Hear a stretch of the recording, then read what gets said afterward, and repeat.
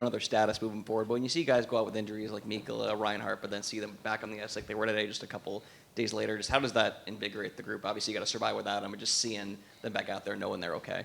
Yeah, I think you never want to see anyone go down with injury, see anyone miss a game, and yeah, it's nice to have them back on the ice and know that they're close. Front right. For either of you guys, the common message has been either you win or you learn throughout these playoffs. What do you think or what do you hope you can learn from what happened last night as you guys get ready for Game 5 and your second chance to try to wrap the series up? Yeah, I thought I don't think we were at our best yesterday. I think they came out hard. They played well. They played stingy defensively, and I don't think we made them uncomfortable enough. So we'll look to bounce back tomorrow and try to take it to them. Left side, second row. For either of you guys only 5-on-5, only 2 high danger chances, a lot of sticks just getting in the way of everything, passes, shots. How tough was it to get anything going against Carolina last night? And knowing that, do you feel like playing your game, you should be okay tomorrow? I think that was a little bit of the team yesterday. We were a little slow on our feet, and I think that was kind of came in our offensive game as well. We tried to look for more plays instead of shooting the puck right away, and then they got stakes on and they blocked a lot of shots. So I think we just have to execute faster. Right side, second row. Evan, specifically on the power play, understandably without Reinhardt, it's not as sharp as it was in games 1 and 2, but you guys are 0 for 8 in the last 2 games. What were you noticing out there was the biggest difference with him and without him? And what can you possibly fix going forward? I think we were a little stagnant. We were trying to be too cute, like Lucy said. A lot of our goals that we've scored in the series on the power play have just been kind of net front traffic and putting pucks and bodies there. And I think we tried to make too many plays. We were a little bit perimeter, making plays around the outside, and I think we just got to simplify and get pucks to net and get bodies there. Left side, third row. Eetu, when you hear it all the time, like when a team's up 3-0 in a series, like you're going to get the best shot from the other team. And then you say you have to match that intensity. But when they're playing literally for their season and you're not, what is the challenge of matching that level of desperation when you know in the back of your head it isn't a win-or-go-home game for you guys and it was for them? Yeah, I mean, for sure, like they're a more desperate team there. Their season is on the line, and they're gonna give everything they have. I just tried to match and be even better than them. Obviously, yesterday we were a little bit slower than them, and they get the win. So. Any more questions? Thank you for your time, guys. Thanks, guys. Have a good. And all that, the differentials just through the roof. Just have you noticed anything different about the team on the road this year, or has it just been the same as it always has in terms of your guys' comfortability? I think we want to play the same way at home and on the road, but being on the road, I think things are simpler. We try and play a simple game. We know what to expect, that they're going to come out hard, and I think that's kind of what got us last night. We weren't playing as simple as normal, and the road just kind of simplifies it and lets us play our game a little bit. Front right. Yeah, for either of you guys, your guys' mantra after losses is either you win or you learn. What do you learn from a game like that as you head into Game 5, your second chance to try to close this out? Yeah, like Heck said, I think simple is better. I think we didn't play our best game. I thought we didn't manage the puck as well in the neutral zone as we usually do. And I think we kind of allowed them to tight gap us, but they played a good game, give them credit, and we want to, we'll learn from those situations on how to be better and how to get the puck in, play behind them, and stick to the strengths of our game. So I think we're going to focus on that and hopefully be better at that tomorrow. Left side, front row. Seth, when you came over, after the trade deadline. Obviously, you were taking on a ton of responsibility, a lot of minutes, learning how to work with different partners on defense. That Game 7 against Toronto was huge for you, and I'm just wondering, where do you feel either that kind of turning point has been of really feeling comfortable, knowing your role, and just where you feel your game has really complemented this team? Yeah, I think when I came in, I was doing a lot of video. You know, it was a completely new system. And I did a lot of video with Sly. I still do a lot of video with him about the system and the changes. And, you know, I'm used to a team where the fours do a lot of the tracking and the D kind of stay in the dots and protect the middle. And this system, you're really forced to get up in the play, set your gap really early so that when your guy does get it, you're right on him, you're taking time and space away. So that was a little bit of an adjustment, but I think coming in, just wanted to be solid defensively. I think, you know, my game starts in my own end, and boxing out and being physical and doing the little things like that and breaking the puck out clean for the team. And then the offensive side can kind of take care of itself. You know, that'll always be there, jumping into play, moving my feet, getting pucks to the net. So I think my main focus is being solid defensively, and that's what I've tried to do since I got here. And the coaches have done a great job of, like I said, showing me clips and really keeping me engaged in that. Hey Carter, you guys talked a little bit about this already with learning, but the last couple of years you guys have had some first tries at closing out series that haven't worked out like you like. It's obviously the other team has some say in that, right? Because they're desperate. Does it take what do you get to learn from those experiences of kind of maybe having to raise your level to match the other teams when they're facing?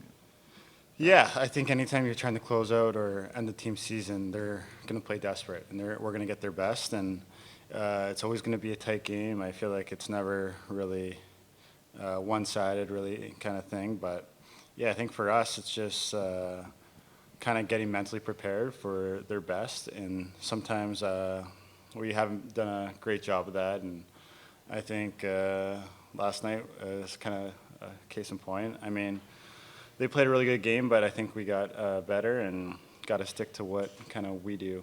We kind of we think we're maybe a little, there's plays there or different types of plays, and I mean, we just got to play simpler, I think. Left side, third row. Seth, I'm going to ask you this because Carter's heard the question for 3 years, but what is it like getting used to Paul Maurice in that? I know hockey's just, it's a game filled with characters, obviously, but like he has that fine line of being able to come down on guys when it's necessary, but then last night, like he called Bob's last 2 goals horseshit, using his word, and of course Bob was not in the net for either of those goals. Like he can be obviously funny almost all the time. How important is that, and what's it been like getting used to just his ways, his mannerisms, his style?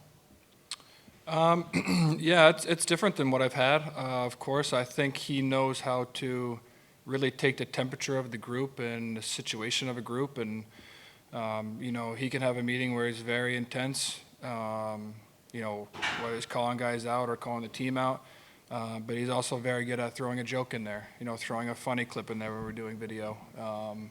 So he, like I said, he's very smart. I think he understands, like I said, what the team needs at any given time, and I don't think he gets too high or too low based on certain situations. He's very, you know, very flatlined at times, and he understands, you know, little moments are always learning experiences. He always uses that. So whether we win or we lose, we can always learn. We can always grow and be better. Was he right about Bob's goals? He sure was, yeah. That said, how was this morning? I mean, going over yesterday, obviously he wasn't happy last night. I know most of you guys weren't happy. We haven't had our meeting yet. Oh, you haven't, so. Yeah. But I'll let you know. Okay, thanks. I wanted to ask, I don't even remember what I was going to ask now. Based off last night, I mean, you know you guys can play better. Does that give you some confidence going into Game 5 that if you guys just play your game, things should be okay? Yeah, I think a little bit. Over all the playoff games, kind of, we try and stick to what we do, and whether we win or we lose, we kind of just stick to what we know, we believe in our system and what works. And some games you're not going to get the result, but I mean, I don't think last night was one of those games where we just didn't get the result. I think we have some more to give, but at the end of the day, it's tough to win in playoffs, and they're a really good team, and we won 4 straight games in playoffs, and that's really tough to do. So I think you learn more on your losses, and when you lose games, you can take a lot from it and come to the rink hungrier. We'll take 3 more questions. Right side, second row. Carter, I want to ask about specifically the power play. It went really good in the first 2 games in Raleigh. Then you guys lose Reinhardt, and it goes 0 for 8 in games 3 and 4. So 2 parts. Like, first of all, what do you notice is different about the power play without him? And secondly, if he's a no-go for game 5, what are you hoping to adjust in that department?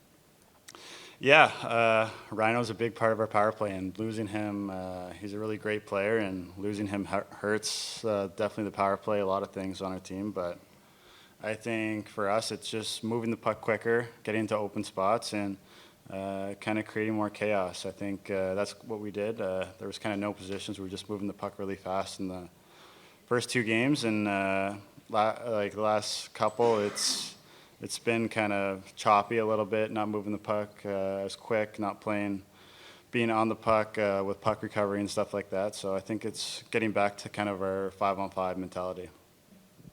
This for either of you guys, just what's Bob like in tight games like last night? Just what's he saying to you guys? What's he talking about? Is he just trying to encourage you guys? Is he pointing things out? Just what's he like in tight games like that? He's not saying too much. I think that's just Bob, though. He's always locked in, but every time you're skating by the net, every time you block a shot, every time you box a guy out, or you're around that net in between whistles, he's always giving you a tap. He's always, saying good job and things like that. But, we trust Bob so much in the net, and he gives us so much confidence in front of him. You just want to play hard for a guy like that. You see his work ethic every day, and you see how he comes prepared for the rink, not only physically but mentally as well. So we have no concerns or issues with the way he'll ever play for us. Last question, left side, third row. This is for you guys. I wanted to ask about the third period specifically. We've seen at various points throughout the postseason, you guys have had a finishing kick. We saw it in Game 3 in a big way. Just wondering why that didn't seem to show up quite as much last night. If it's something you're confident you can get back on track for, the next set of closeout games here. Do you mean a finishing? What do you mean a finishing kick? Like I mean, it was five goals in period 3 Okay. against Game 3. I felt like we didn't quite see that level of effectiveness from you guys last night. And I'm just wondering why. Yeah. Like what the change was. I think in Game 3 we were up a goal, right? And I think they were trying to make a push, and maybe they were getting ahead of the play and cheating a little bit. And I think we could take advantage of that a little bit. If we knock pucks down, we would have odd man breaks. And I think last night we were obviously chasing and being behind. Teams lock it down. They want to play hard defense, block shots, get in front of everything. There's no cheating. So I think that kind of had a little bit to do with it, having the lead or not having the lead kind of thing. Thank you for your time, guys.